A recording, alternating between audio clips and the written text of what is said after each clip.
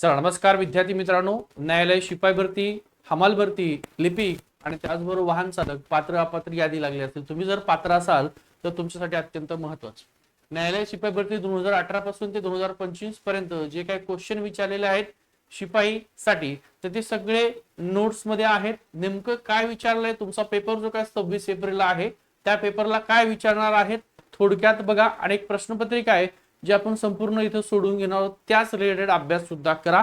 Okay बघा, आता उच्च न्यायालय शिपाई पिऊन एक नमुना प्रश्नपत्रिका आहे. आजपर्यंत जे काही क्वेश्चन विचारलेत त्यामध्ये मूलभूत माहितीवर तुम्हाला लक्ष केंद्रित करायचे. म्हणजे नेमकं काय, आजपर्यंत जे काही क्वेश्चन तुम्हाला विचारले, महाराष्ट्राचा भूगोल, आधुनिक भारताचा इतिहास आणि त्यासोबत महाराष्ट्राची प्रशासकीय माहिती, भारताच्या संविधानाविषयी मूलभूत ज्ञान आणि एखादा क्वेश्चन तुम्हाला सायन्स रिलेटेड क्वेश्चन विचारलेला आहे. त्यानंतर चालू घडामोडी अपडेट मध्ये जर पाहिलं असेल तर जे काय मंत्रिमंडळ प्रत्येक राज्याचं आहे, जसं आता महाराष्ट्राचे आहे तर महाराष्ट्राचं मंत्रिमंडळ, त्या मंत्रिमंडळामध्ये एखादा क्वेश्चन आहे. महत्वाच्या ज्या काय घटना घडलेल्या आहेत, ठीक आहे, आता T20 वर्ल्ड कप झालेला आहे, युद्ध चालू आहे, तर या संदर्भामध्ये ज्या काही क्रीडा घडामोडी आहेत आणि सरकारी जी कुठली योजना नव्याने सुरू झालेली आहे किंवा जी फोकस मध्ये त्याच्यावर एक क्वेश्चन किंवा दोन क्वेश्चन त्याच्या बाहेर प्रश्न येत नाही. त्यानंतर मराठी व्याकरणामध्ये तुम्हाला एकच क्वेश्चन विचारतात, कधी एखाद्या वेळेस काही पेपरला दोन क्वेश्चन आहेत. त्याच्यामध्ये समानार्थी विरुद्धार्थी शब्द, लिंग बदल, वचन बदल, वाक्प्रचार आणि म्हणी याच्या बाहेर तुम्हाला कुठलंही व्याकरण करायची आवश्यकता नाही. त्यानंतर गणितामध्ये एक क्वेश्चन किंवा दोन क्वेश्चन, बाकी सगळं सामान्यांचं आहे. मग साधे, वजाबाकी, भागाकार, गुणाकार या टाइप मध्ये त्याच्यामध्ये टक्केवारीवर काही क्वेश्चन आहे, तुम्हाला सरासरीवर आहे आणि एकमान पद्धतीवर काही क्वेश्चन आहे. याच्या बाहेर तुम्हाला न्यायालयामध्ये क्वेश्चन नाहीये गणितावरती. आता मागील प्रश्नपत्रिका जो काय आढावा घेतलाय त्यानुसार लक्षात ठेवा, तुमचं टेस्ट सिरीज आपली सुरू आहे. त्यासोबत हा नंबर विसरायचा नाही, 95 52 62 95 63. इथं तुम्हाला न्यायालयाचे शिपाई, हमाल आणि फरासची नोट्स मिळणार आहे. या नोट्स मध्ये तुम्हाला 5000 वन लाईन टाइप मध्ये क्वेश्चन आहेत. यामध्ये तुम्हाला सामान्यांचे सगळे विषय कव्हर केलेले आहेत वन लाईन मध्ये आणि सर्वाधिक प्रश्न तुम्ही जर पाहिलं 2018 ते 2025च्या जर प्रश्नपत्रिका चालल्या तर तुम्हाला सगळे प्रश्न या नोट्स मध्ये मिळतील. फीस 149 आहे, परंतु त्याची फीस 99 रुपये आपण ठेवलेली आहे. व्हॉट्सअप नंबर आहे 95 52 62 95 63 किंवा हा QR कोड आहे, स्कॅन करा, इथून सुद्धा तुम्ही पैसे पाठवा. हा व्हॉट्सअप नंबरला तो स्क्रीनशॉट पाठवा किंवा आपलं श्री अकॅडमीचा ऍप आहे, हा व्हिडिओ बघताय त्याच्या डिस्क्रिप्शन मध्ये लिंक दिलेली आहे, डाउनलोड करून घ्या आणि तिथं सुद्धा तुम्हाला ही टेस्ट सिरीज दिलेले प्लस नोट सुद्धा दिलेले. आता बघूया क्वेश्चन तुम्हाला नेमके 26 तारखेला कशा प्रकारे क्वेश्चन विचारतील. साधे सोपे सरळ क्वेश्चन तुम्हाला विचारतात. आता बघा या ठिकाणचे क्वेश्चन, एक सेकंद वेट करा, ठीक आहे. बघा पहिला क्वेश्चन तुम्हाला दिसतो इथं, सूर्य या शब्दाचा समानार्थी शब्द. जे काय आजपर्यंत 2018चा पेपर आहे आणि 2025चा, त्याच्यानुसार ही टेस्ट सिरीज आपण काढलेली आहे. सूर्य हा जो शब्द दिलाय या शब्दाला कुठला शब्द हा समानार्थी नाहीये. मग सूर्यासाठी रवी हा समानार्थी आहे, भास्कर समानार्थी, दिनकर सुद्धा समानार्थी आहे. नाही कुठला, शशी हा शब्द समानार्थी नाहीये, तो चंद्र या शब्दासाठी समानार्थी शब्द आहे. पुढचा प्रश्न बघा, हा थोडस वरती घेऊया आपण. बघ, महाराष्ट्रातील सर्वात मोठा जिल्हा कोणता आहे, पण कोणता जिल्हा कशानुसार, लोकसंख्येनुसार विचारते का, तर कंसामध्ये तुम्हाला देतात. तो जिल्हा तुम्हाला क्षेत्रफळानुसार विचारलेला आहे का, लोकसंख्येनुसार विचारलेला आहे. तर क्षेत्रफळानुसार जर विचारला तर तुम्हाला अहिल्यानगर हा महाराष्ट्रातला सर्वात मोठा जिल्हा आहे. आणि इथं जर क्षेत्रफळ न देता इथं जर लोकसंख्या दिलं तर लक्षात ठेवा, लोकसंख्येनुसार महाराष्ट्रातला सगळ्यात मोठा जिल्हा कुठला आहे, ठाणे. तुम्ही म्हणता सर ठाणेचं 2014ला विभाजन झालंय, ठाण्यामधून पालघर जिल्हा हा वेगळा झालेला आहे, परंतु 2011च्या जनगणनेनुसार सध्याला लोकसंख्येनुसार आपल्या ठाणे जिल्हा हा सगळ्यात मोठा ठेवा. ठीक आहे, चला पुढचा क्वेश्चन बघा. स्वतंत्र भारताचे पहिले संरक्षण मंत्री कोण होते. अनेक जणांना स्वतंत्र भारताचे जे काही मंत्रिमंडळ आहे त्याच्यावर नेहमी क्वेश्चन या ठिकाणी विचारला जातो. तर पहिले संरक्षण मंत्री स्वतंत्र भारताचे कोण आहेत. पहिलेच ऑप्शन आहे सरदार बलदेव सिंग, हे स्वतंत्र भारताचे पहिले संरक्षण मंत्री आहे. ते 15 ऑगस्ट 1947 पासून ते 1952-53 पर्यंत काय होते, आपल्या स्वतंत्र भारताचे संरक्षण मंत्री म्हणून त्यांनी काम केलेलं आहे. पुढचा क्वेश्चन बघा, भारताच्या राष्ट्रपतींना शपथ कोण देतात, हा विसरूच नका, येणारच कारण खूप वेळा हा प्रश्न आहे. राज्यपालाला शपथ, राज्यपाल कोणाला शपथ देतो किंवा राज्यपालाला कोण शपथ देतं, राष्ट्रपतीला कोण शपथ देतं, यावर क्वेश्चन आहे. भारताच्या राष्ट्रपतींना शपथ कोण देतात? तर इथं दोन ऑप्शन तुम्हाला असतात. एक म्हणजे बघा, सर्वोच्च न्यायालयाचे न्यायाधीश आणि सर्वोच्च न्यायालयाचे सरन्यायाधीश. तर सर्वोच्च न्यायालयाचे सरन्यायाधीश हे राष्ट्रपतींना शपथ देतात. कधी कधी तुम्हाला कलम सुद्धा विचारतात. खालचा प्रश्न आहे, भारताचा स्वातंत्र्य दिन कधी आहे? बघा, आता अतिशय सोपा क्वेश्चन आहे. जसं भारताची राजधानी कुठली आहे, उपराजधानी कुठली, अशा टाईपचे एखादा क्वेश्चन विचारतात. 15 ऑगस्ट हा आपण स्वातंत्र्य दिन म्हणून काय करतो, साजरा करतो. पुढचा, महाराष्ट्रातील सर्वात लांब रेल्वे बोगदा कोणता आहे? रेल्वे बोगदा महाराष्ट्रातला सर्वात लांबचा कोणता रेल्वे बोगदा आहे? तर तो आहे, कधी कधी तुम्हाला जिल्हा विचारतात, तो रत्नागिरी जिल्ह्यामध्ये. कुठला जिल्हा आहे? रत्नागिरी. त्याचं नाव आहे करबुडे. करबुडे हा रेल्वे बोगदा आहे. पुढचा प्रश्न, माती दिलंय या शब्दाचं लिंग कुठलं आहे? लिंग वापरताना आपण काय करतो? पुल्लिंगी असेल तर तो म्हणतो तो मुलगा, स्त्रीलिंगी असेल तर ती मुलगी, आणि नपुंसक लिंगी असेल तर ते झाड, या प्रकारे म्हणतात. मग काय? ती माती. ती माती कुठला लिंग आहे? स्त्रीलिंगी लिंग. पुढचं बघा, हा, स्वच्छ भारत अभियान कधी सुरू झालेलं आहे? जे कुठले योजना असतील, अभियान असतील, त्यावर एक क्वेश्चन असतो, त्यामुळे चेक करून घ्या. स्वच्छ भारत अभियान कधीच आहे? 2 ऑक्टोबर 2014 ला सुरू झालेला आहे. तुम्हाला 5000 क्वेश्चन मिळतील नोट्स मध्ये. वन लाईन टाइप क्वेश्चन आहेत, प्लस तुम्हाला 30 पेपर सुद्धा मिळणार आहेत. हे सगळं फक्त 99 रुपयामध्ये मिळणार आहे. आपलं श्री अकॅडमीचं ऍप आहे. हा व्हिडिओ बघताय, डिस्क्रिप्शन मध्ये लिंक दिली, डाउनलोड करा. किंवा हा आपला नंबर आहे 9552 62 95 63. या नंबरला तुम्ही संपर्क करायचा व्हॉट्सअपला. ठीक आहे, मिळून जाईल. पुढचा प्रश्न बघा, नळदुर्ग हा किल्ला कोणत्या जिल्ह्यामध्ये? असा प्रश्न आहे. मग पुणे जिल्ह्यात आहे, नाशिक जिल्ह्यात आहे, साताऱ्यामध्ये आहे की धाराशिव? तर अगोदरचं उस्मानाबाद, त्याचं नाव आता धाराशिव झालंय.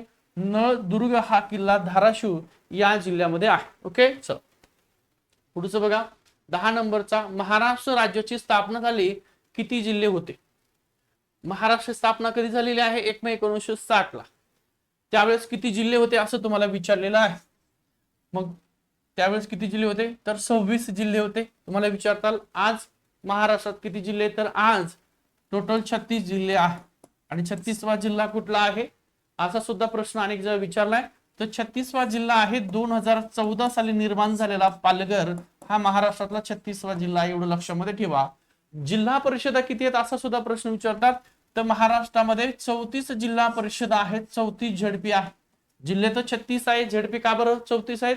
तर 2 जिल्हे आहेत, मुंबई उपनगर आणि मुंबई शहर, यांना जिल्हा परिषद नाहीत. ओके, चला पुढचा, महाराष्ट्राचे राज्यफूल कोणते आहे? तर राज्यफूल कमळ, गुलाब, झेंडू आहे का नाही?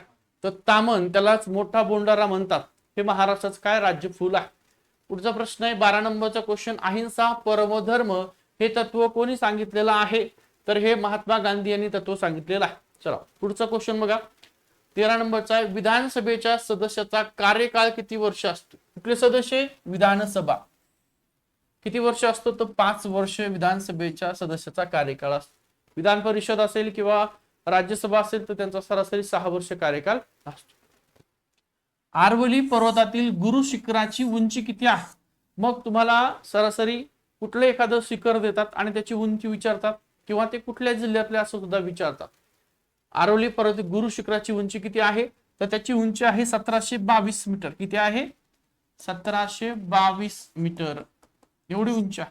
मग महाराष्ट्रातलं सर्वात उंच शिखर कुठले असं सुद्धा विचारतात. त्याचं नाव आहे कळसुबाई. कधी त्याची उंची सुद्धा विचारतात. किती उंची आहे? तर 1646 ही कळसुबाईची उंची आहे. कळसुबाई शिखर 1646 उंची आहे. कुठल्या जिल्ह्यामध्ये आहे? तर अहिल्यानगर जिल्ह्यामध्ये. कधी तालुका विचारला एकदा 2018 ला, तर तालुका कुठला आहे? तर अकोले नावाचा तालुका नगरमध्ये, तिथं आहे. चालतंय. चला 15 नंबरचा क्वेश्चन बघा, ताडोबा राष्ट्रीय उद्यान कोणत्या जिल्ह्यात आहे? तर ताडोबा राष्ट्रीय उद्यान हे चंद्रपूर जिल्ह्यामध्ये. कुठला जिल्हा आहे? चंद्रपूर. त्यानंतर पाणी वाचवा जीवन वाचवा ही घोषणा कशाशी संबंधित आहे? जलसंवर्धन, वृक्षारोपण, ऊर्जा बचत की स्वच्छता? कुठली? पाणी वाचवा जीवन वाचवा. तर जलसंवर्धन संदर्भामध्ये ही घोषणा दिलेली आहे.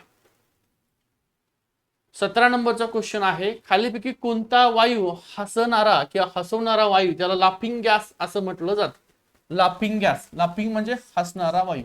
कुठला वायू आहे? ऑक्सिजन, कार्बन डायऑक्साईड, त्याला म्हणतात नायट्रस ऑक्साईड, याला लाफिंग गॅस म्हणतात किंवा हसवणारा वायू म्हणतात. तुम्ही पिक्चर मध्ये पाहिलं असेल. भारताची राजधानी दिल्ली ही कधी झालेली? बघा प्रश्न तुम्हाला माहिती आहे आता हा प्रश्न काय, भारताची राजधानी कुठली आहे? दिल्ली. परंतु प्रश्न तुम्हाला विचारला की ती दिल्ली राजधानी कधी झाली? अगोदर भारताची राजधानी कुठली होती? कोलकाता. कुठली होती? कोलकाता. कलकत्ता, कोलकाता अगोदर. कधीपर्यंत होती? 1911 पर्यंत. बघा 1905 ला काय झालं? बंगालची फाळणी केली होती लॉर्ड कर्झननी.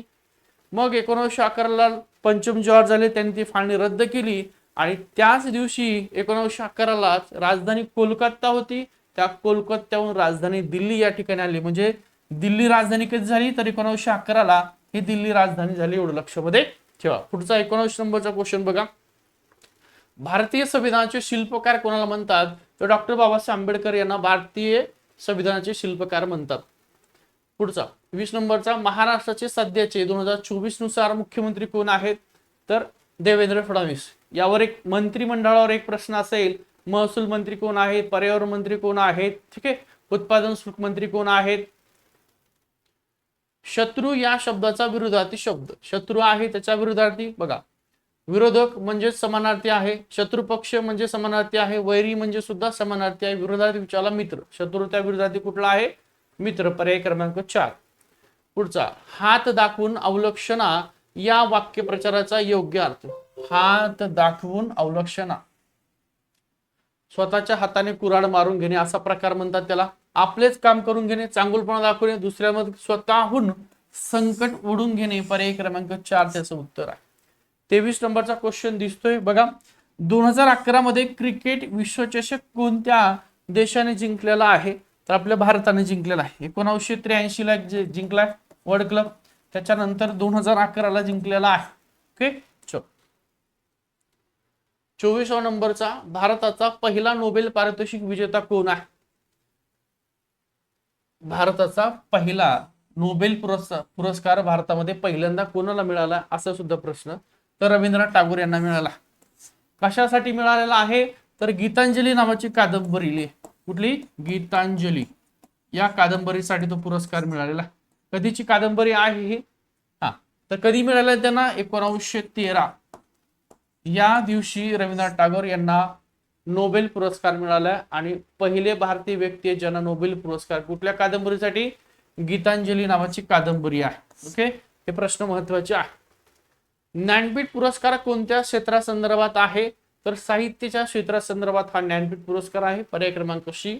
26 नंबरचा, महाराष्ट्राचे आद्य कवी म्हणून कोणाला ओळखलं जातं?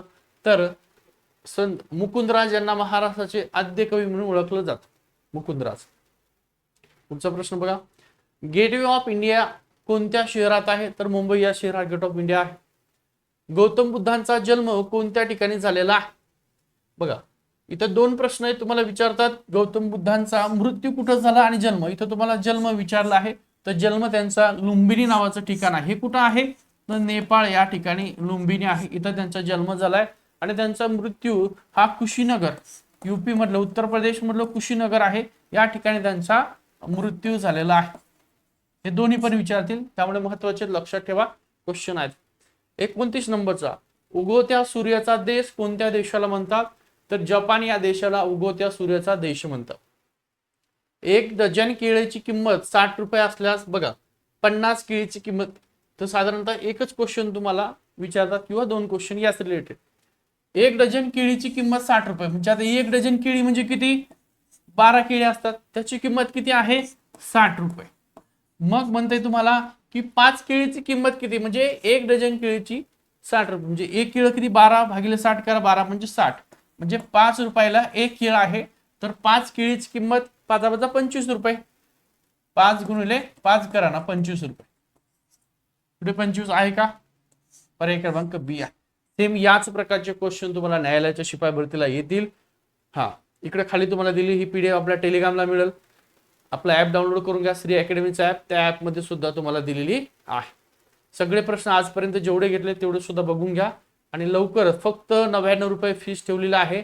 तुम्हाला जर न्यायालय शिपाईची बॅच जॉईन करायची असेल तर बॅच लवकरात लवकर जॉईन करा. ही फक्त तुम्हाला याच्यामध्ये पीडीएफ स्वरूपात टेस्ट पेपर आहेत आणि नोट्स आहे.